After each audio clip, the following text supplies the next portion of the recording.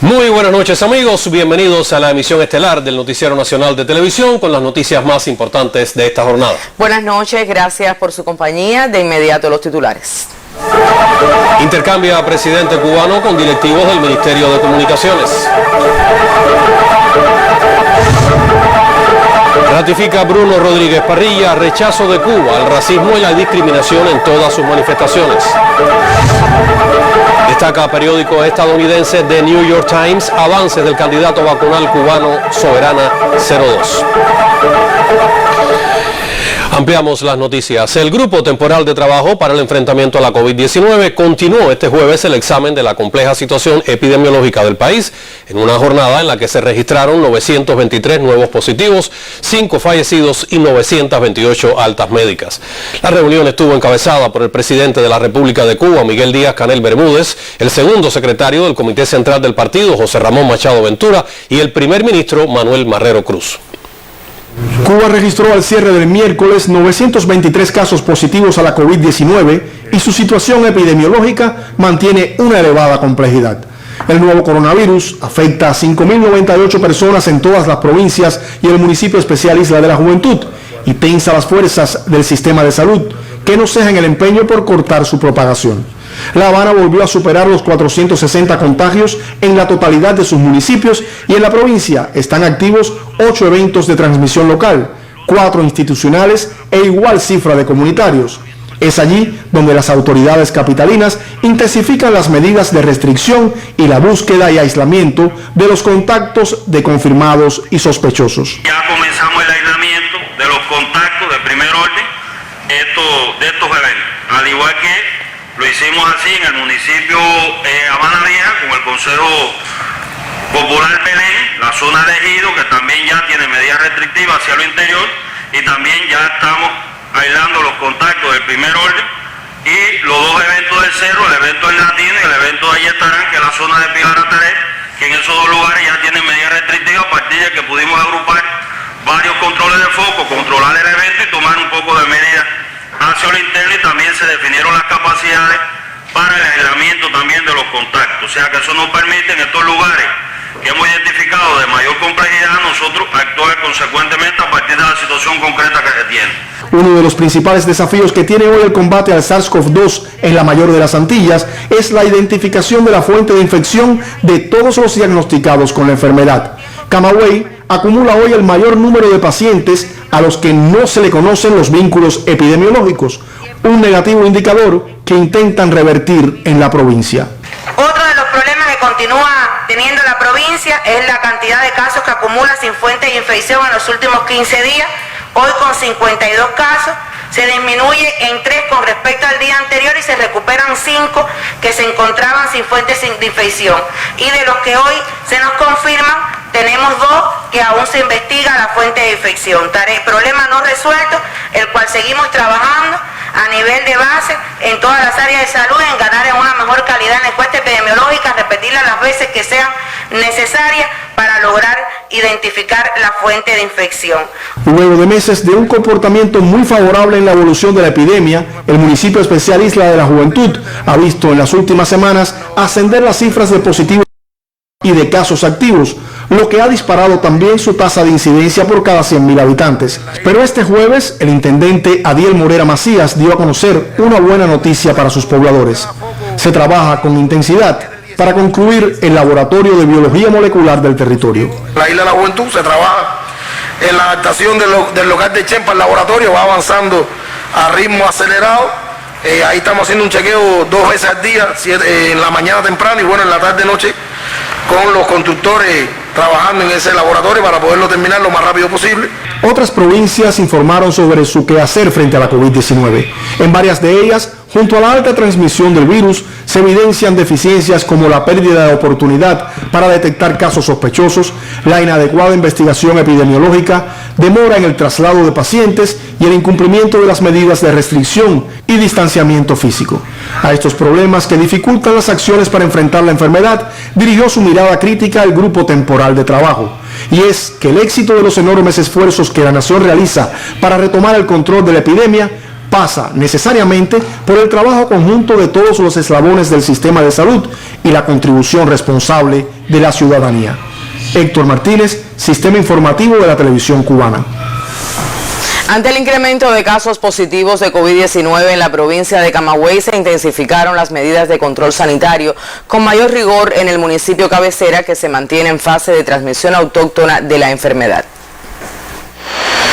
La capital agramontina, con más de 300.000 habitantes y 19 consejos populares, presenta la situación más compleja con el incremento de casos positivos de la COVID-19. De ahí que en todas las áreas de salud aumentan las pesquisas en la comunidad con el propósito de actuar de manera inmediata ante las personas sospechosas o que presentan síntomas respiratorios. Se hacen diariamente por un equipo de pesquisadores que está constituido por estudiantes de medicina, trabajadores de educación, del INDER, de la comunidad. De allí la persona que sale con un síntoma respiratorio se remite, o decir, en este caso se estudia, se evalúa por la comisión evaluadora de cada policlínico y se toman conducta. Se remite o no, se deja ingreso domiciliario bajo vigilancia.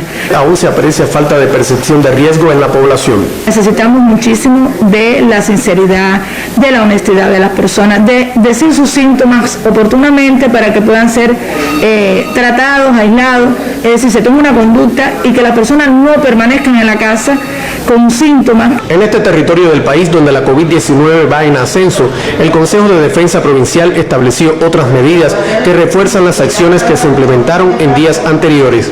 En tal sentido, se fortalecen las inspecciones en las principales vías de acceso a la ciudad. Está prohibida la circulación de personas y vehículos después de las 9 de la noche.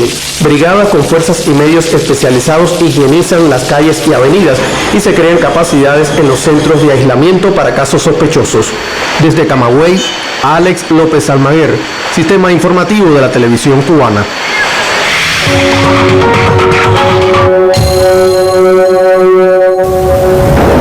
El ministro de Relaciones Exteriores de Cuba, Bruno Rodríguez Parrilla, participó hoy de manera virtual en la reunión ministerial especial sobre la eliminación del racismo, la xenofobia y la discriminación en la década de acción de los Objetivos de Desarrollo Sostenible.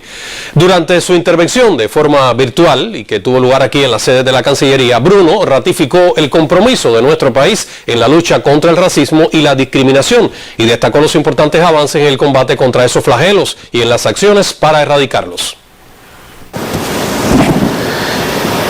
Señor presidente, este año conmemoramos el 20º aniversario de la histórica Conferencia Mundial contra el Racismo, la Discriminación Racial, la Xenofobia y las formas conexas de intolerancia. Pero los objetivos trazados en el Plan y Programa de Acción de Durban aún están por cumplirse. Tampoco estamos cerca de lograr lo acordado en la Agenda 2030. En el mundo se observa una inquietante oleada de racismo, discriminación racial y xenofobia.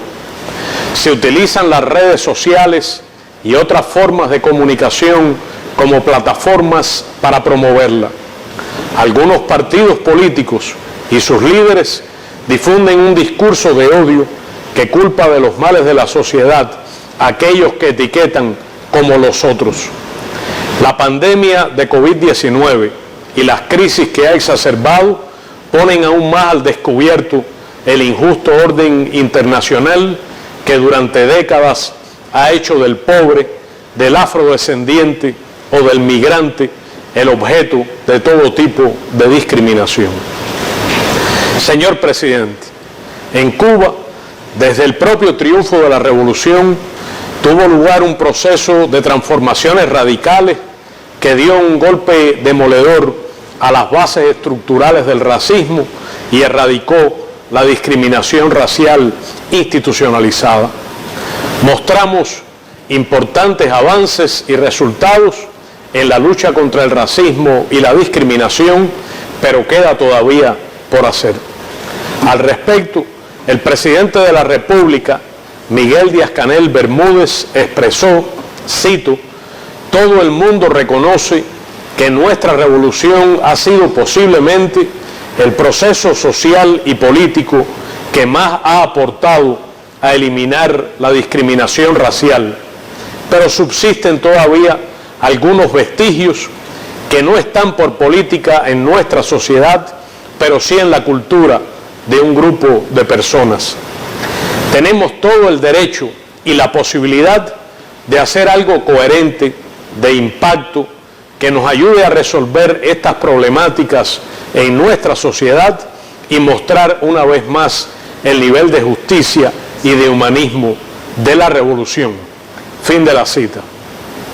Siguiendo este precepto y como parte del compromiso gubernamental, en noviembre de 2019 se aprobó el Programa Nacional contra el Racismo y la Discriminación Racial, coordinado por una comisión gubernamental que encabeza el presidente de la República.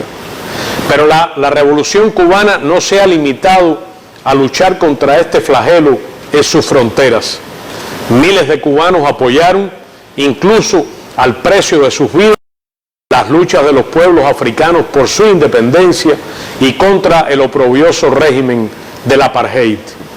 Otros tantos han brindado su ayuda solidaria a esos pueblos, en particular en el área de la salud. Seguiremos avanzando con acciones concretas en correspondencia con el sentido de justicia social y humanismo que caracterizan nuestro socialismo.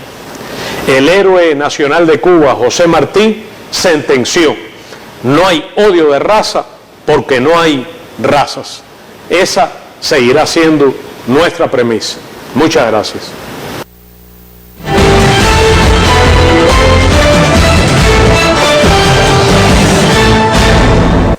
El presidente de la República Bolivariana de Venezuela, Nicolás Maduro, destacó este jueves el inicio de la primera etapa de la campaña de vacunación contra la COVID-19 en su país. Vamos a empezar a vacunar en esta primera etapa a todo el personal médico, a todo el personal sanitario, a las 14.000 brigadas de visita casa por casa, a todo el personal de trabajo social que permanentemente también andan visitando hogares, atendiendo necesidades, al personal de seguridad que anda en las calles protegiendo a la gente. El jefe de Estado recordó que Venezuela trabaja en un acuerdo con las organizaciones Mundial y Panamericana de la Salud para crear un fondo de $300 millones de acceso a vacunas a partir de la liberación de los recursos financieros bloqueados al país en el exterior. Caracas y Moscú firmaron en diciembre pasado un acuerdo para la adquisición de 10 millones de dosis de Sputnik, la primera vacuna aprobada científicamente en el mundo contra la pandemia de la COVID-19. Jorge Sosa Chacón, Redacción Internacional. El diario norteamericano The New York Times destacó hoy como un logro científico extraordinario de Cuba el inicio en el mes de marzo de la fase final de pruebas del candidato vacunal Soberana 02 contra la pandemia de la COVID-19. El rotativo señaló que esto sucede a pesar de las dificultades económicas que enfrenta la mayor de las Antillas debido a las hostilidades y las consecuencias del bloqueo económico, comercial y financiero impuesto por Washington. Según la publicación, si el medicamento resulta seguro y eficaz, la nación caribeña obtendría una importante victoria política y una oportunidad de mejorar su situación económica. El expresidente de Estados Unidos, Donald Trump, enfrenta múltiples demandas judiciales por acciones ilegales de los últimos años de su mandato. En una publicación del diario The Hill, el profesor de la Facultad de Derecho de la Universidad de Washington, Gregory Magarian, no descartó la posibilidad de que el exgobernante enfrente otros procesos legales que lo mantendrán apartado de sus principales propósitos políticos. El investigador recordó que el líder republicano de la minoría del Senado, Mitch McConnell, declaró que ese juicio no fue el lugar adecuado para responsabilizar a Trump. Sin embargo, reconoció que el mandatario sigue siendo responsable de todo cuanto hizo mientras fue presidente. Utilizada desde el año 2002 para detener presuntos autores de terrorismo, en la prisión estadounidense de la ilegal base naval de Guantánamo se han encarcelado cientos de personas.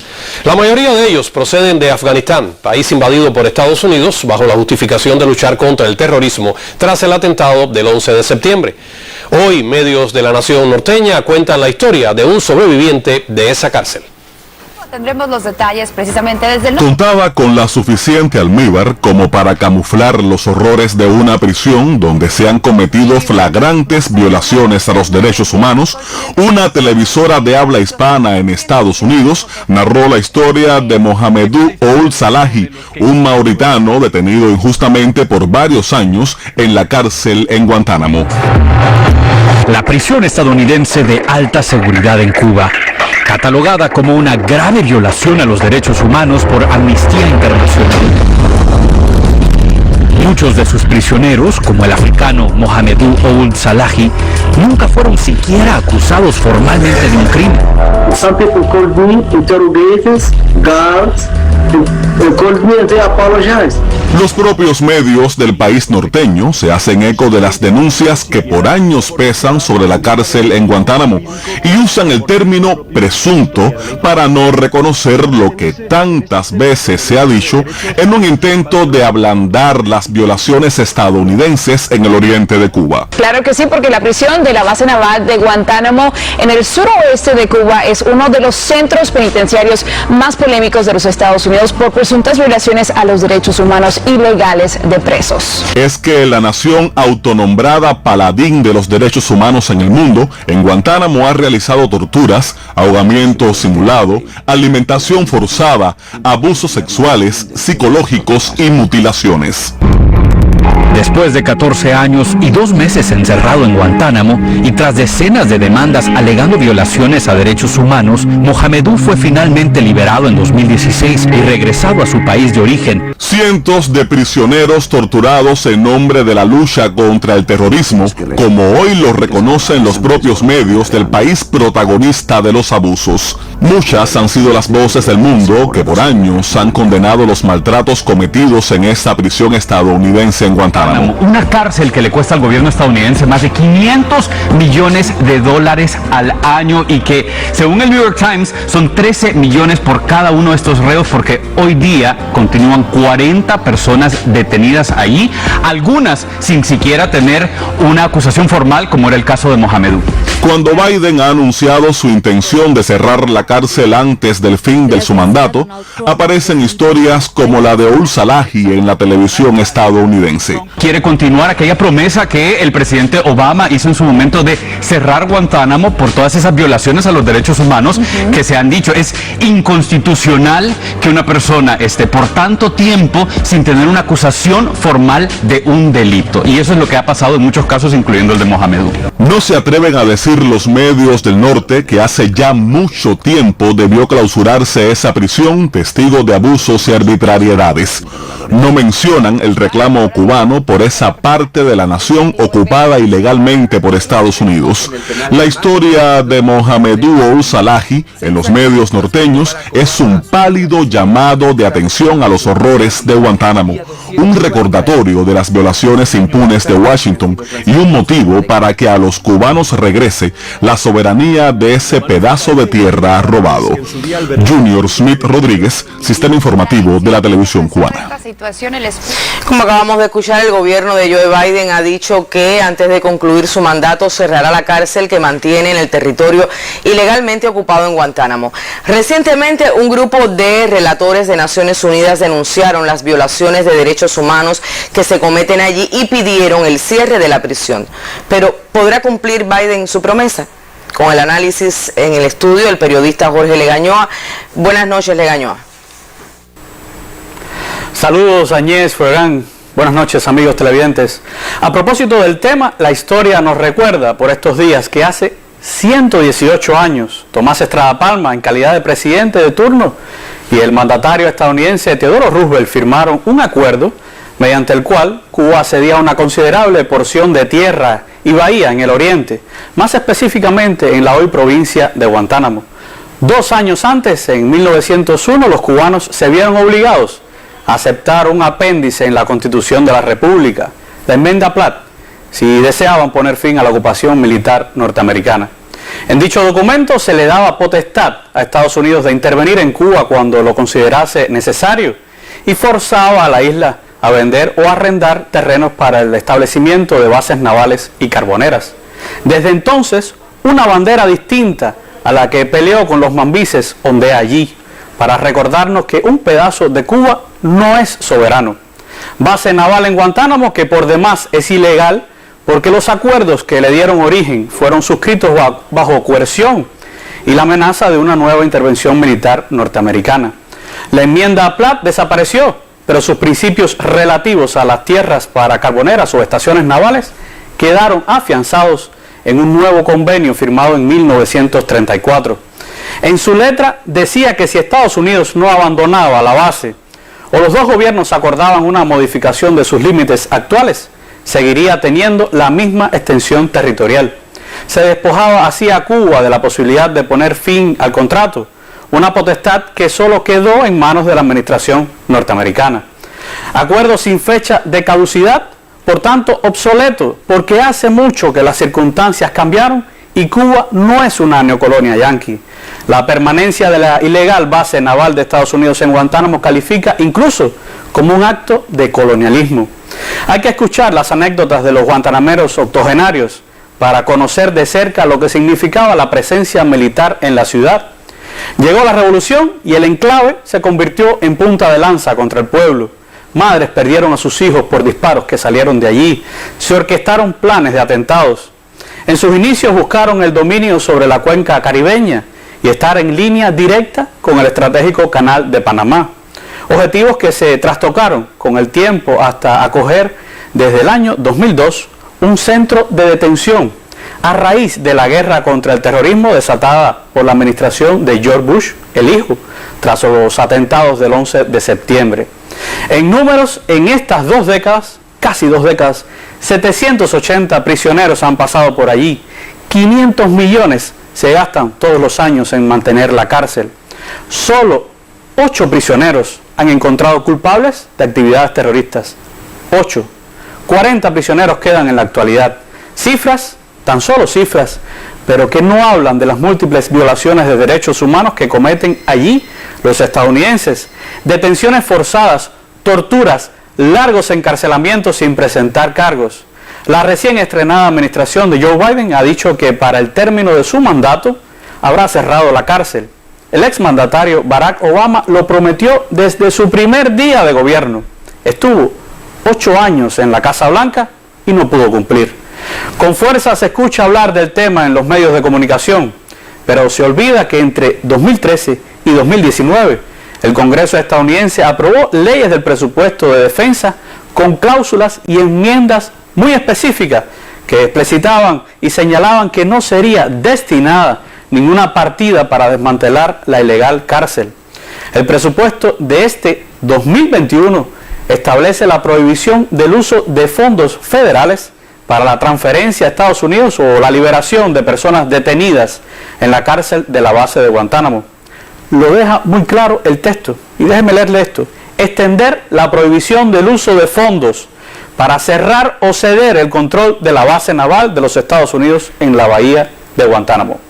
Biden puede utilizar sus prerrogativas ejecutivas y cerrar la cárcel. Para implementarla necesita dinero. Y ahí es donde se traba el paraguas, porque es el mismo Congreso el que lo aprueba.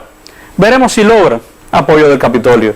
Mientras, Cuba sigue reclamando la devolución del territorio ilegalmente ocupado en Guantánamo, un vestigio y recuerdo del colonialismo y de a dónde nos lleva la historia cuando la soberanía se confunde con el entreguismo y la sumisión. Manténgase informado, la verdad necesita de nosotros.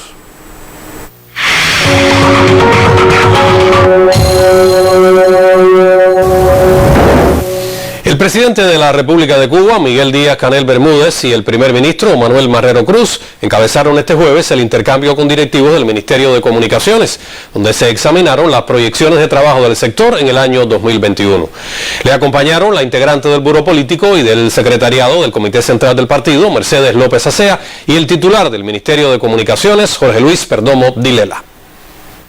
A profundizar el empleo de las nuevas tecnologías en las comunicaciones y la informatización de la sociedad cubana, llamó el primer ministro Manuel Marrero Cruz durante la reunión que examinó las proyecciones de trabajo para 2021 en ese sector, de importancia estratégica para el desarrollo del país y la satisfacción de los intereses de la población. El titular del MINCOM, Jorge Luis Perdomo Dileya, aseguró que, pese a las adversidades derivadas del impacto de la pandemia de COVID-19 y el incremento sin precedentes de la hostilidad estadounidense, la actividad de las comunicaciones en la mayor de las Antillas registró avances en 2020 que pretenden consolidar durante el presente año. Los retos principales del 2021, resumidos en 4 puntos, son los siguientes: más servicios digitales a la población, ahí hay posibilidades de crecimiento económico con mayor asequibilidad y calidad, más niveles de seguridad al ciberespacio y fomentar una cultura mayor en la población, en la economía de seguridad con esta tecnología, mayores ingresos a la economía, y en materia de ciencia e innovación tenemos entonces la posibilidad real de que con ciencia e innovación se pueda tener mayor valor agregado en estos servicios y se pueda crecer. Particular atención se prestó al estado de la telefonía fija y digital. Su ampliación y diversificación figuran entre las prioridades de la empresa de telecomunicaciones de Cuba, ETEXA, para 2021. Continuar trabajando en mejorar las ofertas y servicios y precios de la telefonía móvil, que permite alcanzar la cifra de 7 millones de servicios celulares, de ellos más de 4,7 millones previstos con acceso a Internet. Alcanzar como mínimo 4.888 radiobases, de ellos 197 en 4G, llevando la cobertura de esta tecnología en todos los municipios y la totalidad de los asentamientos de más de 5.000 habitantes. De igual forma, se conoció que este año continuará el proceso de transición hacia la televisión digital. En el año 2021 vamos a hacer la transición parcial de la zona occidental. Para esto tenemos que hacer una reorganización de la red e instalar 5 nuevos transmisores. También pretendemos cubrir 3 zonas de silencio, 2 en Santiago de Cuba y 1 en Mayabeque, y renovar 2 transmisores digitales de la ciudad de Santiago de Cuba que están en una situación crítica. También estamos preparándonos ya en este año para la transición parcial en la zona central y de la zona oriental. La actividad de ciencia e innovación constituye una de las fortalezas en el trabajo del Ministerio de Comunicaciones.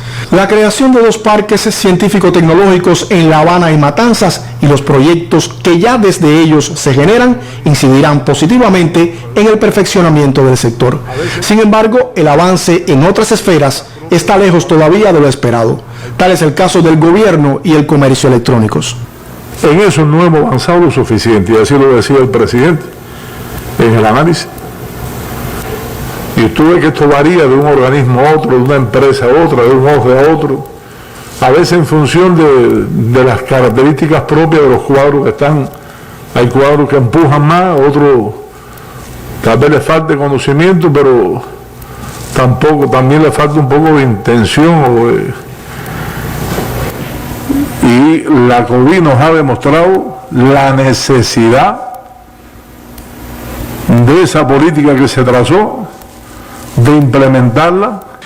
En gobierno electrónico tenemos que mejorar la calidad y la inmediatez en la atención a los problemas de la población que se tramitan por canales digitales. La población tiene que sentir que lo que tramita por estos canales tiene una inmediatez en su atención, tiene una respuesta oportuna. Tenemos que desarrollar y generalizar las plataformas de teleformación y teletrabajo. La COVID nos ha demostrado la importancia de eso. En el comercio electrónico hay que generar un cambio cultural. El comercio electrónico no es solo una responsabilidad de las áreas tecnológicas, es en primera instancia una tarea que tienen que empujar los directores de nuestras empresas con el apoyo de las áreas comerciales, económicas y financieras También persisten insatisfacciones con el trabajo de Correos de Cuba, donde dificultades materiales y subjetivas impiden acortar los excesivamente largos plazos de entrega de paquetes y bultos postales. El primer ministro Manuel Marrero Cruz consideró que el MINCOM tiene bien identificados sus objetivos y estrategias, pero debe fortalecer su papel de organismo rector en la informatización de la sociedad, una tarea que involucra a todos los sectores de la vida del país. En los tiempos que estamos viviendo creo que debemos mirarnos hacia adentro y reconocer que como gobierno necesitamos que los organismos rectores jueguen un papel mucho más intenso, un papel de control mucho más riguroso y también de orientación, de seguimiento hacia el resto de las instituciones del país que de una manera u otra aplican y trabajan con esas propias actividades en las cuales ustedes son rectores.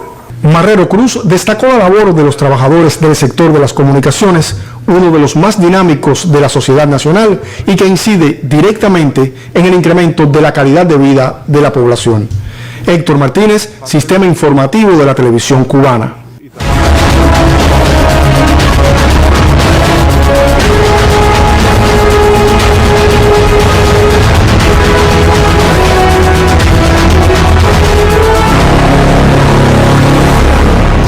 Mambisa, uno de los 4 candidatos vacunales anti-COVID-19 de nuestro país, finaliza por estos días la fase 1 de sus ensayos clínicos. El Centro de Ingeniería Genética y Biotecnología utiliza como novedad la vía de administración intranasal. La periodista Gisela García Rivero llegó hasta el Centro Nacional de Toxicología, donde se llevan a cabo los estudios, y conversó con varios de sus voluntarios. Próximos a concluir el ensayo clínico fase 1, el candidato vacunal anti-COVID-19 Mambisa del Centro de Ingeniería Genética y Biotecnología ha demostrado ser seguro sin reacciones adversas graves para sus voluntarios. Nos hemos sentido muy bien, es un grupo que ha estado conformado por diferentes compañeros dentro y fuera de la entidad, en su mayoría jóvenes. En el Centro Nacional de Toxicología, Senatox, en la capital, se desarrolla el ensayo clínico con 2 esquemas de inmunización a diferentes intervalos. Este estudio tiene diferentes esquemas de administración que cualquiera de ellos involucra la vía de administración nasal. Unos son cortos, otros son largos, algunos van precedidos por una primera dosis por vía intramuscular, que es justamente con el candidato vacunal que también se está empleando en el ensayo clínico Abdala. Y otros ensayos son exclusivamente por vía nasal, las 3 dosis. El Comité de Ética de Investigaciones del Centro, con más de 25 años de experiencia en la realización de ensayos clínicos de vacunas, vela por el cumplimiento de los protocolos de aplicación del fármaco a cada sujeto. Los investigadores, cuando hay periódicamente, nos informan a nuestro comité las reacciones adversas de cualquier tipo. Hacen un informe, nosotros lo evaluamos y pues decidimos si puede continuar o no el estudio en dependencia de eso. Hasta ahora no ha habido ningún tipo de problema, ha habido muy buena aceptación por parte de los voluntarios, han entendido sobre todo la explicación que se les da inicialmente, donde participa el Comité de Ética por el investigador principal, los motivos del estudio, cuáles son los riesgos, cuáles son los beneficios, y no ha habido ninguna dificultad con relación a eso. Una vez que se realice el informe de seguridad e inmunidad de Mambisa, el CIGB propondrá al Centro para el Control Estatal de Medicamentos, Equipos y Dispositivos Médicos, SECMED, la continuidad de la fase 2 del estudio de acuerdo a los resultados obtenidos. Las edades que comprende esta primera etapa son las edades, es el estrato más joven, por así decirlo, ¿no? Que es entre 19 y 54 años. Así se va a ampliar a otro estrato de edad, es decir, van a coincidir un estrato joven, que sería la misma edad que estamos evaluando ahora, y se incorporaría el estrato de personas ya no tan jóvenes entre 55 y 80 años de edad. Siempre tenemos que mantener la distancia, cuidarnos mucho y es decir, atender todas las orientaciones que nos dan. Nunca tuve ningún tipo de reacción, nos sentimos como en una familia, todos los voluntarios que estábamos juntos en el ensayo, y transcurrió de forma satisfactoria según lo que teníamos esperado.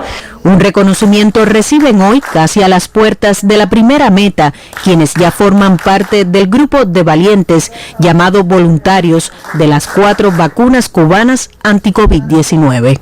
Gisela García Rivero, Sistema Informativo de la Televisión Cubana.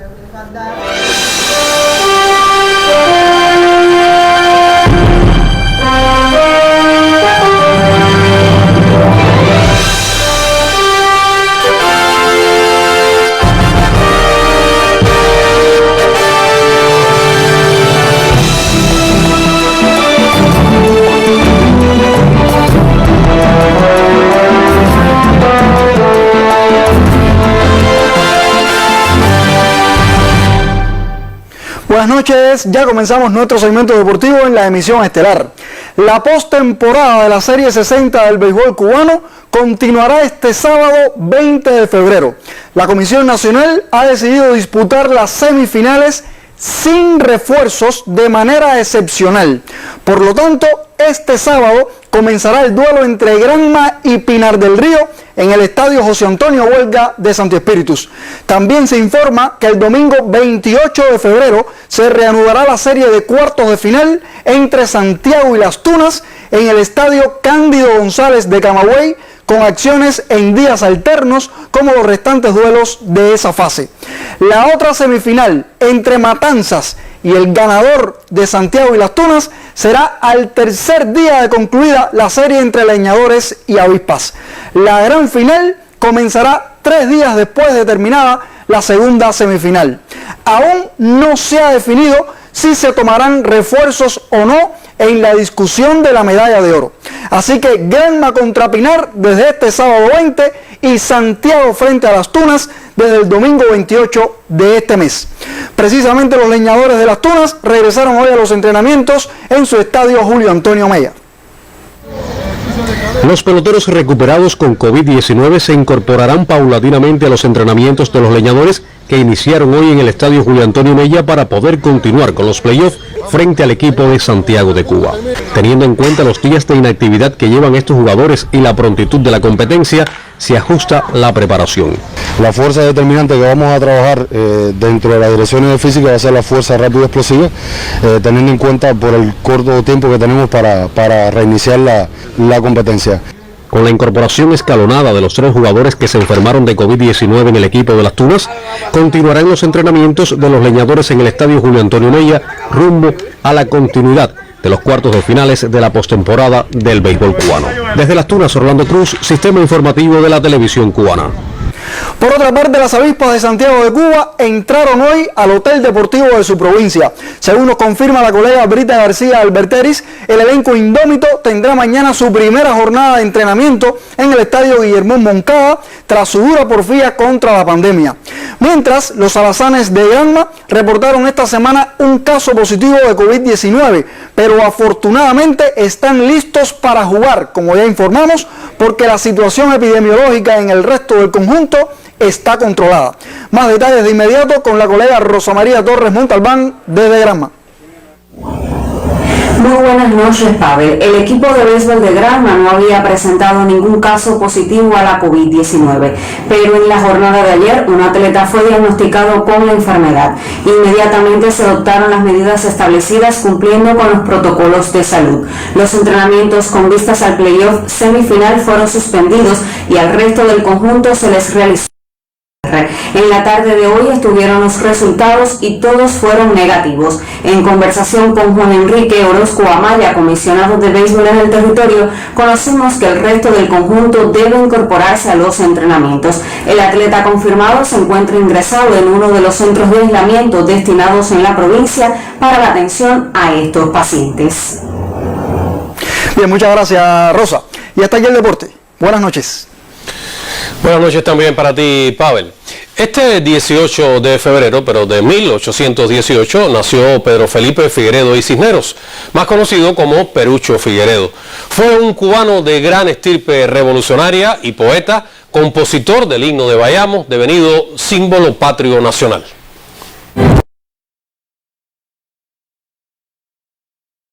Santiago de Cuba lo reverencia desde el pensamiento y el himno que legó. autor de la letra La Bayamesa, devenido en himno nacional de Cuba el 20 de octubre de 1868. Cada 18 de febrero, el pueblo cubano lo recuerda desde dos sitios diferentes. En el muro del antiguo matadero de esta ciudad, donde fue fusilado por el ejército español, una ofrenda floral fue dedicada al ilustre patriota. Mientras en el cementerio patrimonial Santa Ifigenia se conserva un único monumento funerario en pie dedicado al hombre culto que le puso letra y alma al himno de Bayamo, al himno nacional de Cuba. Bárbara Aroche Cuadro, Sistema Informativo de la Televisión Cubana. Hace algunos días circula en redes sociales un videoclip que busca convertirse en el himno del supuesto cambio de sistema en Cuba. Lo protagonizan varios artistas radicados en la Florida y otros dos sin obra reconocida, pero que viven del negocio de la contrarrevolución. El tema añade, además de torpe y ofensivo contra nuestro héroe nacional y su pensamiento, se burla de una de las consignas enarboradas por nuestro pueblo ante las continuas agresiones de Estados Unidos, la que dice independencia primero. Este noticiero reflexiona sobre el tema. Nos acompaña el periodista Lázaro Manuel Alonso. Lázaro Manuel, buenas noches. Sí, gracias. Buenas noches. Bueno, lo bautizaron Patria y Vida, una frase que no es de ahora, de hecho la dijo Fidel el 23 de diciembre de 1999, de ello también hay pruebas en las redes sociales y en varios sitios de internet, y la dijo cuando hablaba a un grupo de niños que custodiaban la entonces Oficina de Intereses de Estados Unidos en La Habana, en una de las tantas marchas por el regreso del niño Elian González. Con tal referente mediando hasta el propio título, es fácil atisbar que serán precisamente los símbolos los que llevarán la voz cantante más que los propios artistas. Y lo dejan claro desde el principio. ¿Por qué se los digo? Aquí lo tienen, la imagen de Martí que se hace pedazos para entrever nada más y nada menos que la de George Washington. Aquí se puede ver. Luego, artistas reconocidos que alcanzaron aquí todo el éxito, con los que aprendimos a cantar y a apreciar el buen reggaetón, y eso es incuestionable, afirman con rostro irascible que se acabó, hablan de enfrentamientos y toman como razón para hacerlo la dura situación económica por la que atraviesa nuestro país. Más tarde, esos artistas que tanto nuestro pueblo ha admirado y respetado, lloran ante la cámara y hacen coro con otros que se dicen llamar artistas pero que no tienen obra, que como único mérito, eso sí, tienen haberle pedido al propio presidente Donald Trump una invasión armada contra nuestro país. Pero no debería sorprendernos que algo así ocurra por estos días. Sucede lo mismo, o sucede al mismo tiempo, que varias voces de las más reaccionarias de quienes viven fuera del país y algunos de aquí que apoyan las medidas unilaterales contra Cuba, suscriben peticiones para que nada más y nada menos el presidente Joe Biden no dé marcha atrás a todo el atropello de Trump contra nuestro pueblo. Y no debería tampoco asombrarnos que sea la carga simbólica de la Revolución Cubana el objetivo de ataque y manipulación. Lo han dicho varios medios de prensa, esto ha estado circulando en las últimas horas. Patria y Vida busca borrar el significado que en la soberanía de la nación se ganó el patria o muerte que Fidel plantara como única opción allá en marzo de 1960, cuando toda Cuba lloraba a los que fueron asesinados en el vapor La Cubre, ese barco contra el que la CIA organizó uno de los más crueles actos de sabotaje. Por ese hecho y muchos otros que han quitado la vida, escuche esto, a más de 3.470 cubanos y dejado mutilados a casi 3.000, es que patria o muerte ha sido la única opción posible. El video que se enarbola como el himno de la insurrección hoy apunta directamente al corazón de nuestra juventud, porque somos los jóvenes quienes más nos hemos identificado con la obra de varios de sus protagonistas, eso también es indudable.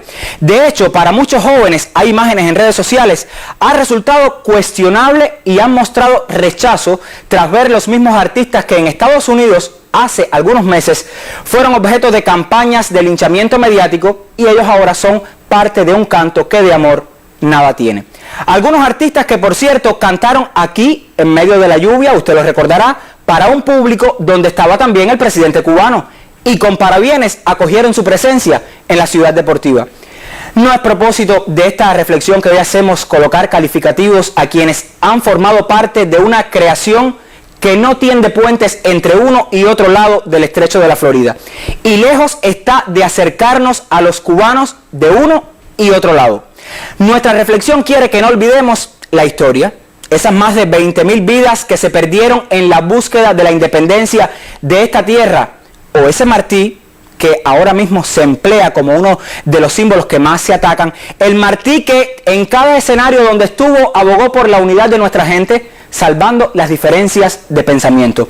Y quiere también nuestro comentario dejar claro que no es la insurgencia ni la confrontación el camino para resolver asunto alguno, y no será jamás la condición para que en Cuba asumamos el anexionismo. El odio no resuelve las diferencias de pensamiento, y avivarlo en medio de carencias y una pandemia que nos somete a los de aquí, pero muchísimo más a los de allá, es cuando menos un acto repudiable. El patriotismo, ese sentimiento que debe guiar nuestra entrega a la nación, no es asunto de moda ni se expresa a conveniencia dependiendo del lugar donde se viva. Y quien ama su patria, escúchenlo bien, nunca querrá para ella la sangre vertida de su gente o verlos pelear por ideologías distintas.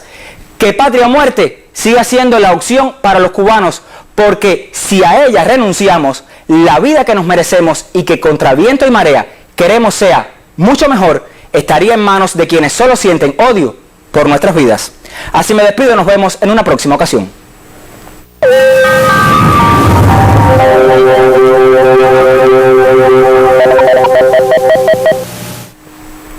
Buenas noches. Hoy hemos tenido vientos de región sur algo fuertes en la región occidental de nuestro país, con rachas de hasta 64 kilómetros por hora en la estación meteorológica de Casablanca, en el municipio Regla, en La Habana. Y observen que predomina poca nubosidad, solo se incrementa algo hacia zonas del interior, los nublados debido al fuerte calentamiento del día. Y lo más interesante resulta este frente frío que avanza lentamente por el Golfo de México y ya no llegará mañana a la parte occidental, pudiera llegar desde el final de la noche y primeras horas de la mañana de este sábado. Observen que nuestro territorio se mantiene con poca nubosidad, solo algunos nublados altos que no producen lluvia en el sudeste del Golfo de México, y aquí que se han desarrollado, como les comentaba, debido al fuerte calentamiento del día en la provincia de Camagüey, Ciego de Ávila y Las Tunas. Y para mañana se pronostica un amanecer con poca nubosidad en la parte central y en la parte oriental, soleada la mañana, y estará parcialmente nublado hacia la parte occidental con aisladas lluvias en Pinar del Río y en la Isla de la Juventud. También durante la madrugada y la mañana pudieran ocurrir hacia zonas del interior nieblas y neblinas. Por la tarde estará parcialmente nublado y mayormente nublado en la región occidental, con algunos chubascos y lluvias por delante del frente frío ya desde horas de la tarde y en la noche, y también serán más aislados en el oriente del país, pueden ocurrir hacia zonas de la costa norte central. Y en la madrugada las temperaturas mínimas estarán entre 20 y 23 grados Celsius, pueden ser superiores en localidades costeras e inferiores en zonas del interior. Las máximas por la tarde observen con mucho calor, con valores de 30 y hasta 32 y 33 grados Celsius, puede llegar a 34 grados Celsius en la provincia de Granma. Los vientos serán variables débiles, solo en zonas de la costa norte oriental soplarán de región este hasta 25 kilómetros por hora. Se mantendrán las marejadas en la costa norte oriental, oleaje al norte de Camagüey, poco oleaje en el resto de nuestros litorales, que se incrementará en la noche a marejadas en la costa norte occidental. Y para los próximos 3 días se pronostica la llegada del frente frío, les decía, mañana al final de la noche o primeras horas de la madrugada de este sábado, que se trasladará lentamente hacia la región central, incrementando los nublados y las lluvias, pero también tendremos lluvias el domingo, principalmente hacia zonas de la costa norte de gran parte de nuestro país. Las temperaturas, observen, con poco cambio, solo serán más frescas las máximas en la parte occidental y central, pero no mucho el cambio de las temperaturas, un cambio de tiempo efímero debido a que los vientos giran rápidamente del norte al nordeste y al este, y algunos chubascos son posibles ya principalmente hacia zonas del interior, y un ascenso de las temperaturas se espera gradual para los días siguientes. Esto es todo en cuanto al tiempo. Que tengan un feliz día y hasta mañana. Hasta mañana, doctora. Y Cuba prioriza la atención a los pacientes en edad pediátrica positivos a la COVID-19. El colectivo del Complejo Científico Ortopédico Internacional Fran País ha contribuido a la recuperación de alrededor del 30% del total de confirmados en el país. Desde inicios del mes de enero, el Complejo Científico Ortopédico Internacional Fran País atiende a pacientes pediátricos positivos a la COVID-19 en La Habana. La institución recibe a niños entre 5 y 18 años, asintomáticos o con sintomatología leve. Hasta el momento han transitado alrededor de 1.895 pacientes de nuestros centros y en este momento tenemos un índice ocupacional del 71%. Primero comenzamos con 4 salas y nos hemos ido expandiendo hasta que en este momento tenemos 9 salas que atienden pacientes COVID positivos. Con el apoyo de pediatras y profesionales de especialidades afines, el equipo del Fran País aplica un protocolo personalizado a partir de los factores de riesgo de cada paciente para evitar la transición a la gravedad. Hemos tenido asistencia aquí en esta sala, 156 pacientes y de ellos 75 niños acompañados de su papá, brindando lo mejor de nosotros, enfermería. Luego de casi un año de enfrentamiento a la pandemia, el cumplimiento estricto de las medidas sanitarias constituye el método más efectivo para prevenir el contagio. Protejan a los niños, cuídenlo, no permitan que estén en las calles ni a la esquina, que no vayan a ningún lado, que por favor cuiden mucho a los niños. Se tienen que lavar constantemente las manos y usar bien el nasobuco para que no se infecten y no estén aquí en los hospitales con coronavirus, porque eso nada, y además que tienen que cuidarse muy bien. Gracias a este país que tenemos, que todo en tiempo tiene solución y hasta ahora estamos bien. Aunque a diario las autoridades reiteran la importancia de aplicar medidas de bioseguridad en el hogar y la comunidad, Cuba acumula hasta la fecha 4.597 menores de edad diagnosticados con el SARS-CoV-2. Extremar la vigilancia y el autocuidado en el ámbito familiar es crucial para asegurar el derecho a la vida de nuestros niños y adolescentes. Daimi Díaz Breijo, Sistema Informativo de la Televisión Cubana.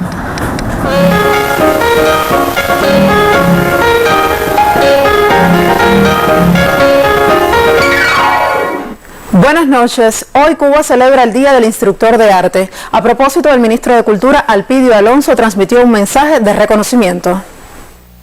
Yo creo que junto al recuerdo nuestro a Olga Alonso en este día, el primer recuerdo también es para Fidel, que es el gran impulsor de este movimiento, el creador de este movimiento. En el momento en que Fidel habló a los intelectuales en junio del 61, ya en ese discurso Fidel hablaba ahí de la creación de los instructores de arte y desde entonces apoyó este movimiento. Y yo creo que hay pocas instituciones que puedan compararse a la labor que hacen los instructores de arte en la difusión de la cultura, en la defensa de la cultura, en el vínculo de la cultura con la comunidad. Actualmente la cultura cubana se enriquece y afianza su identidad en las comunidades gracias a los instructores de artes, esos que algunos llaman médicos del alma y hacedores de sueños. Fueron otro acierto de Fidel, otra conquista del Quijote ante el gigante de la incultura derrotada en la montaña por cartillas y manuales. Una genial idea, y Olga Alonso, paradigma de aquella profesión, se convirtió en bandera y llamó a muchos jóvenes a transformar la realidad con espadas de arte. Así surgieron hace 60 años y así llegaron a estos días entre la agitación de un coro que se monta para este matutino y una coreografía para la plaza del municipio. Poniendo el alma en lo que hacen, alfareros de estrellas que amueblan nuestras casas de cultura y dicen sí sobre el vestido remendado y bailan a pesar del desgaste en la zapatilla y de que todo falte, menos la cubanía de las composiciones, el sentimiento de la voz, la pulcritud del trazo, cuando es la patria la que asoma en la pintura.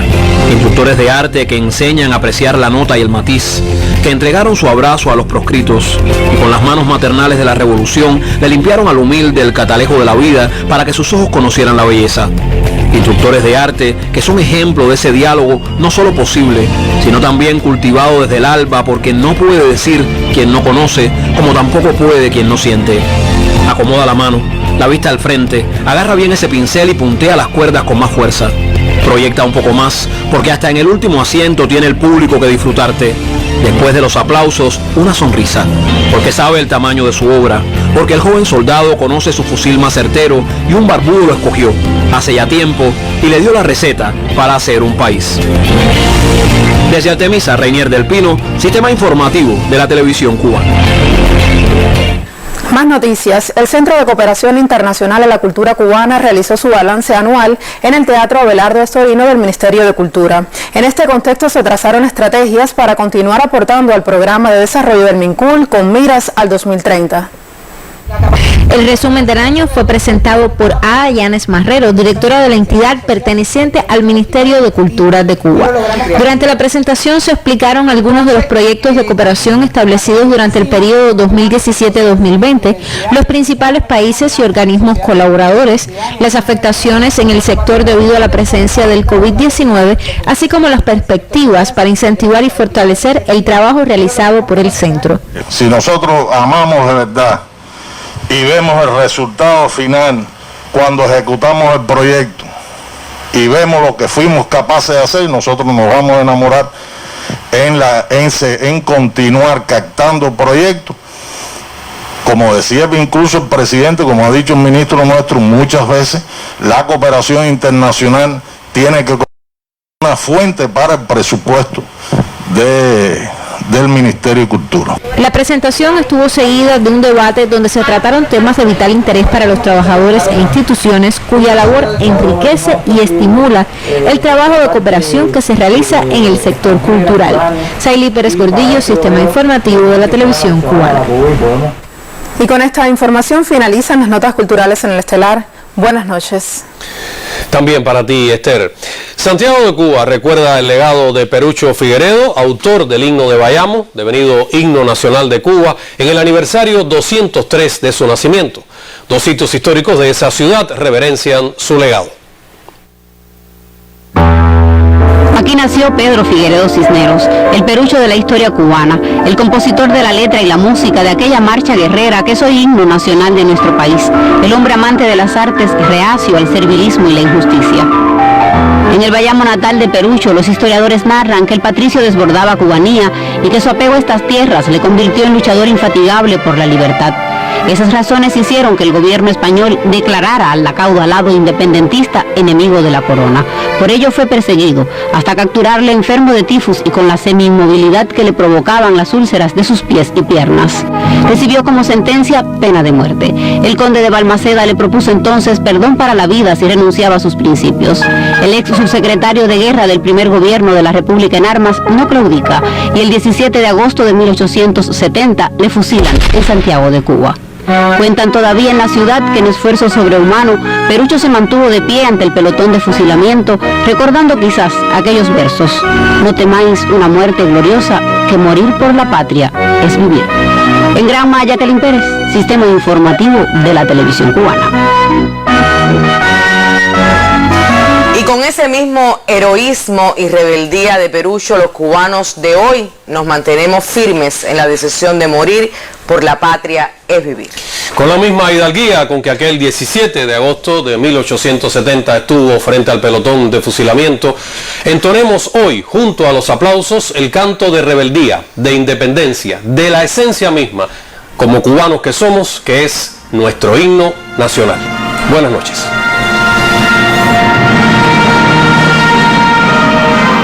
Al combate, corred, bayameses, que la patria os contempla orgullosa.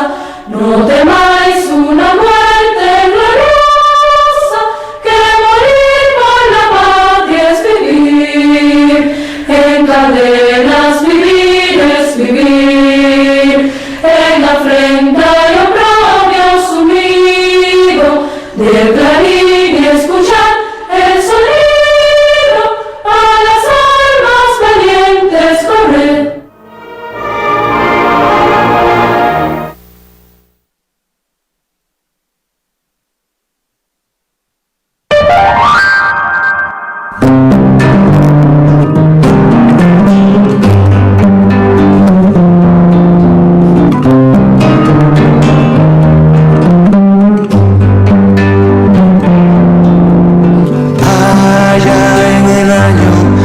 55.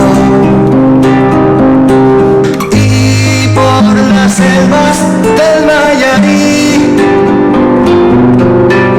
una mañana dejó el bohío y a la Manigua se fue el mambí.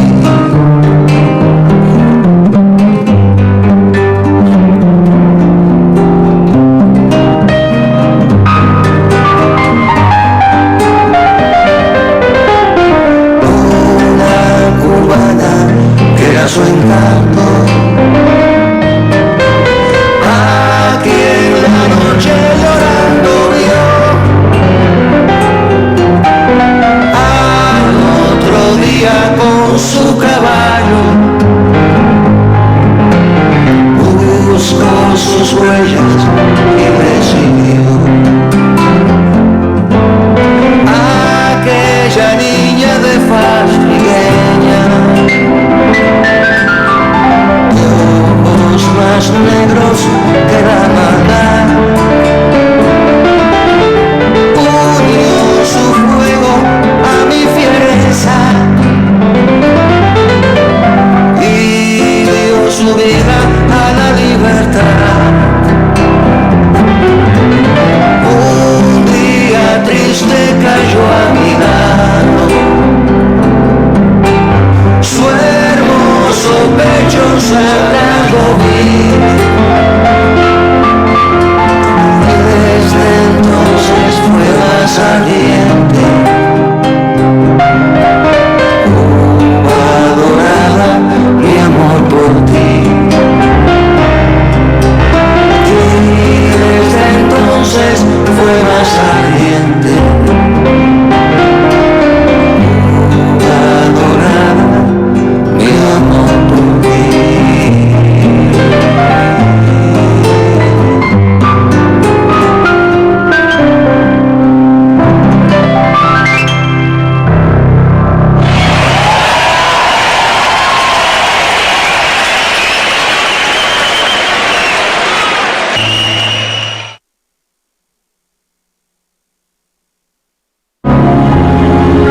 En la noche, su cartelera. por el Canal Caribe por las tierras de Cuba, 9:15, conferencia de prensa del MINSAP, 10:25, El Tiempo en el Caribe, 10:30, Noticiero Cultural, a las 11, Resumen 24. Por el canal clave Cubanos en Clip, a las 10 pasos, Romeo y Julieta. Al cierre, señal de la Agencia Cubana de Noticias. Por el canal educativo, De Cierta Manera presenta El Elefante y la Bicicleta. Al finalizar, retransmisión de la Mesa Redonda, Alberto Juan Torena, El Elegante de las Pistas. Por Tele Rebelde, Cine Deportivo, Vale la Pena. A las 10:35, Meridiano Deportivo en retransmisión.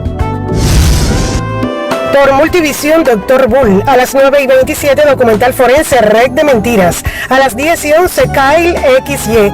10:56, Hermanos y Hermanas. A las 11:37, de cine, Hércules Poirot en El Misterioso Caso de Styles. En la madrugada por Multivisión, Set y Cine. A la 1:35, Utilísimo. 1:57, Visión Futuro. Friends a las 2:22. A las 2:45, Hermanos y Hermanas. 3:27, Así es China. A las 3:57, La Tierra de Noche. Mares Oscuros. Kale XY a las 4:19. A las 5:01, documental forense. 5:45, Antártida, Tierra de Soñadores, parte 2. A las 6:30, Hola Chico, Vida, Primates, a las 7:30.